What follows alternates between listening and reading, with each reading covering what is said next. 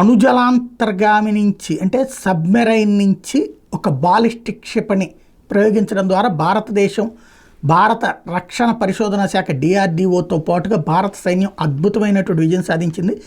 America, Russia లాంటి అగ్రదేశాల సరసన చేరింది.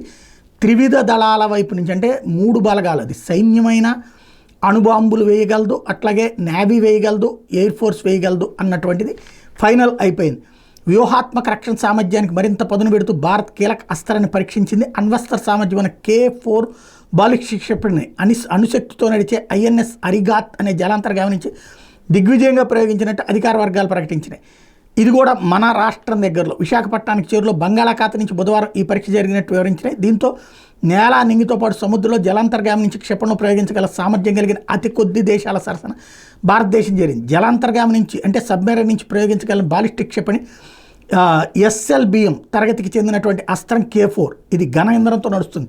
దీని గత కొన్నేళ్లలో 5 సార్లు భారతదేశం పరీక్షించింది. అయితే ఈ పరీక్షలన్నీ సముద్రం లోపల ఏర్పాటు చేసినట్లు ఒక వేదిక నుండి జరిగినాయి. అయితే సబ్మెరైన్ లోపల నుండే దీన్ని ప్రయోగించడం అనేది ఫస్ట్ టైం జరిగింది.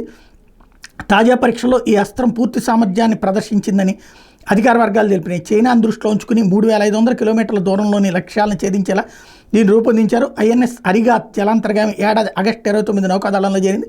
అరిహంత్ శ్రేణి కింద రూపొందిస్తున్నటువంటి సబ్మెరైన్లో ఇది 2వది. విశాఖపట్నం షిప్ బిల్డింగ్ సెంటర్లో దీన్ని నిర్మించారు. ఇదే శ్రేణిలో 3వ అణు జలాంతర్గామి INS అరిదామన్ నిర్మాణ పనులు కూడా జరుగుతున్నాయి. అమెరికా, రష్యా, బ్రిటన్, ఫ్రాన్స్, చైనాల తర్వాత బాలిక్ క్షిపణులు ప్రయోగించగలిగినటువంటి అణు జలాంతర్గాములు కలిగిన దేశాల్లో భారత్ 6వదిగా చేరింది.